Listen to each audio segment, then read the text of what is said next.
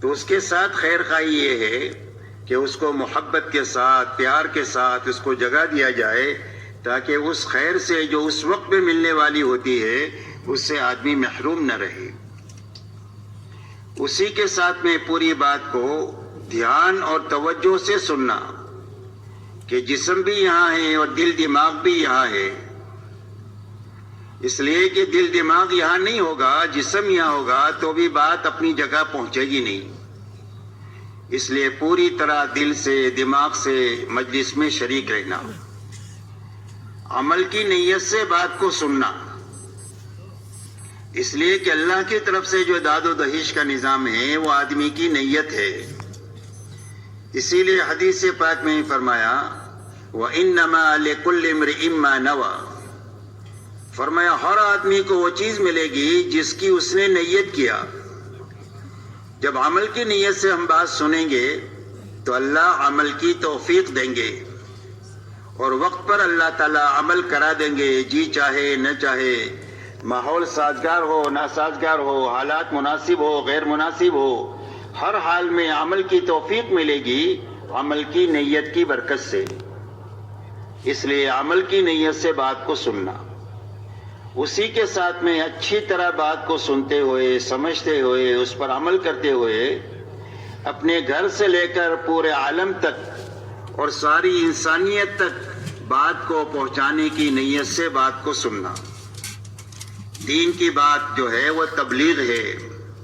اسی لیے رسول اللہ صلی اللہ علیہ وسلم ارشاد فرماتے ہیں بلغوا عنی ولو آیا، فرمایا میری طرف سے ایک بات تمہارے پاس پہنچ جائے تو اس کو آگے پہنچا دو۔ فرمایا رب مبلغ اوعى من سامع، فرمایا بہت مرتبہ ایسا ہوگا کہ پہنچانے والے آدمی سے جس کو بات پہنچائی گئی ہے وہ زیادہ بات کو لینے والا ہوتا ہے، اور اس نے اپنے آپ زندگی میں عمل میں لاتے ہوئے اس نے 1000 آدمیوں کے تک بات پہنچا دی، تو اس کو ایک آدمی کے پہنچانے کا بھی ثواب ملے گا اور 1000 آدمیوں تک پہنچانے کا ثواب بھی ملے گا، اس لیے کہ یہ ذریعہ بنا اس کا۔ اس لیے دنیا میں پورے عالم میں اور ساری انسانیت تک بات کو پہنچانے کی نیت سے بات کو سننا۔ اب پورا عالم تو بہت بڑا ہے، کئی سو ملک ہے، اور دنیا میں تو 800 کروڑ انسان ہیں، تو ایک آدمی اپنی چھوٹی زندگی میں پوری دنیا میں اور سارے انسانوں تک کیسے جا سکتا ہے؟ تو پورے عالم میں اور انسانیت تک جانے کا کیا راستہ؟ فرمایا پورے عالم میں جانے کا اور ساری انسانیت تک پہنچنے کا راستہ یہ ہے کہ اپنی زندگی میں جہاں تک اور جتنوں تک جا سکتے ہیں بات کو لے کر ان تک جانا، اور جہاں تک نہیں جا سکے اور جتنے لوگوں تک نہیں پہنچ سکے وہاں تک بات کو پہنچانے کے لیے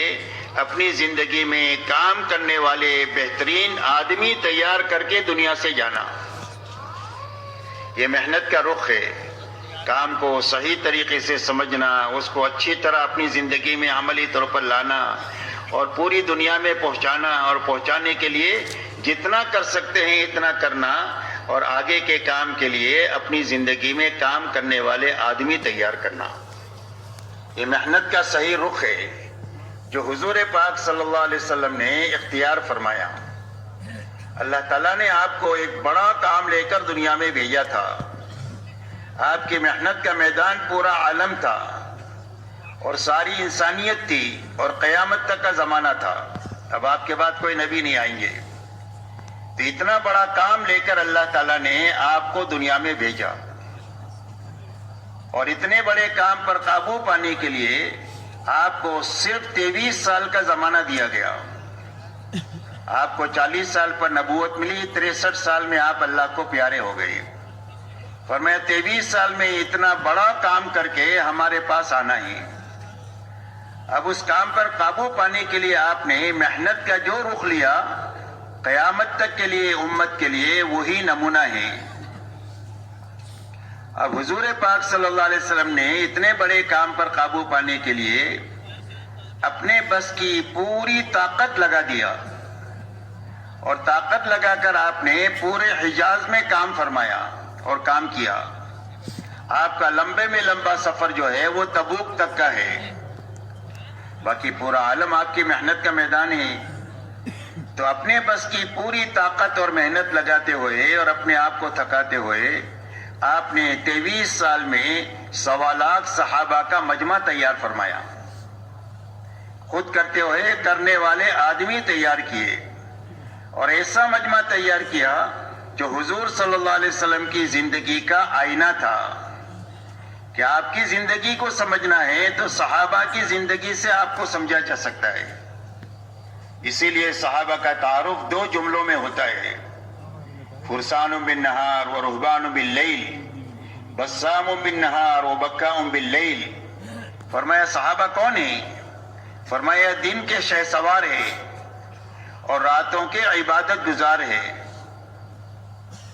دن کو گھوڑے کی پشت پر بیٹھ کر پوری دنیا میں پھر رہے ہیں، لوگوں کو اللہ کی پہچان کرنے کے لیے کہ اللہ کون ہے اور کیسے ہیں، اور اللہ کی پہچان کراتے ہیں، اللہ کا تعارف کراتے ہیں، اللہ کی شانیں سمجھاتے ہیں تاکہ لوگ اللہ سے جڑے اور دنیا سے کٹے۔ اور فرمایا راتوں کے یہ عبادت گزار ہے،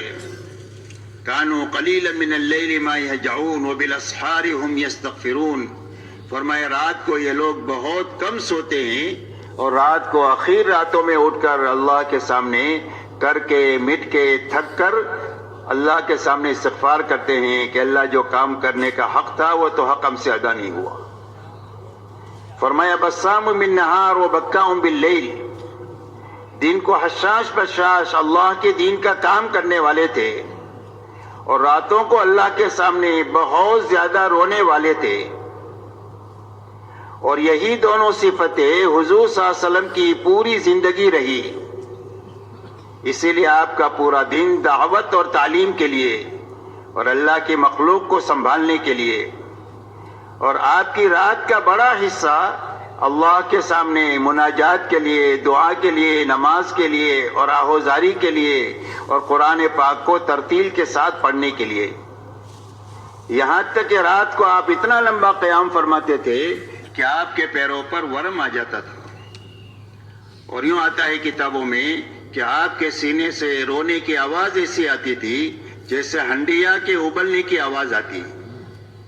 یہ آپ کا دن ہے، یہ آپ کا رات ہے، اور یہی دونوں چیزیں آپ کے مجمع میں منتقل ہوئی، اور آپ نے حجاز میں کام کرتے ہوئے جب یہ مجمع بنایا تو یہ مجمع بات کو لے کر دنیا میں گیا اور اپنی قبریں دنیا میں بنائی، اور صحابہ کرام رضی اللہ عنہ مجمعین نے اپنے ہاتھوں تابعین کا مجمع بنایا۔ تابعین صحابہ کے ہاتھوں تیار ہوئے، لاکھوں تابعین، اور تابعین کے ہاتھوں تبع تابعین کا مجمع تیار ہوا، لاکھوں تبع تابعین تیار ہوئے۔ اس کے بعد اللہ تعالیٰ نے اولیاء اللہ کا ایسا سلسلہ دنیا میں چلایا کہ ایک ایک ولی کے ہاتھوں لاکھوں آدمی دنیا کے اندر میں دین پر آئے اور اللہ کی طرف آئے اور جنت کی طرف آئے، یہاں تک کہ اللہ تعالیٰ نے پوری امت پر مہربانی کرنے کے لیے اور پوری انسانیت پر احسان کرنے کے لیے اللہ تعالیٰ نے ہمارے زمانے میں محنت کا وہ رخ عطا فرمایا جو رخ حضور صلی اللہ علیہ وسلم کے زمانے میں اللہ نے قائم فرمایا تھا۔ آپ کے زمانے میں محنت کا یہ رخ تھا کہ جو آپ کی دعوت پر ایمان میں داخل ہوتا تھا وہ آپ کے ساتھ آپ کی محنت میں شریک ہو جاتا تھا، یہاں تک کہ 23 سالہ دور نبوت میں جتنے ایمان کی طرف آئے وہ سارے ایمان والے آپ کے ساتھ آپ کے دین میں بھی شریک ہے، آپ کی محنت میں بھی پورے شریک ہے، یہاں تک کہ دین کی محنت کے لیے جوان ہیں تو دین کی محنت میں ہے، بوڑھے ہیں تو دین کی محنت میں ہے، مالدار ہے تو غریب ہے تو تاجر ہے تو کسان ہے تو مزدور ہے تو مرد ہے تو عورتیں ہیں تو غرض یہ کہ امت کے تمام طبقات کے تمام افراد آپ کے ساتھ آپ کی محنت میں شریک تھے، یہاں تک کہ ہر ایک کا جذبہ یہ تھا کہ ہمارا دین محفوظ رہنا چاہیے اور ہمارا دین دنیا میں پھیلنا اور پھولنا چاہیے، اور دنیا کے ہر کچے پکے مکان میں یہ دین پہنچنا چاہیے تاکہ انسانیت تباہی سے بچ کر کے ہمیشہ ہمیشہ کی آبادی کے اندر میں چلی جائے، اس فکر کے ساتھ 100% ایمان والے جینے والے تھے، اور اس کے لیے جس طاقت کی، جس جان کی، جس مال کی، جس وقت کی ضرورت تھی وہ خوشی خوشی پیش کرنے والے تھے۔ ایسا کام کا رخ اللہ نے حضور صلی اللہ علیہ وسلم کے زمانے میں قائم فرمایا۔ اللہ تعالیٰ نے امت پر مہربانی فرما کر اور انسانیت پر احسان فرما کر ہمارے زمانے میں محنت کا وہ رخ اللہ نے عطا فرمایا۔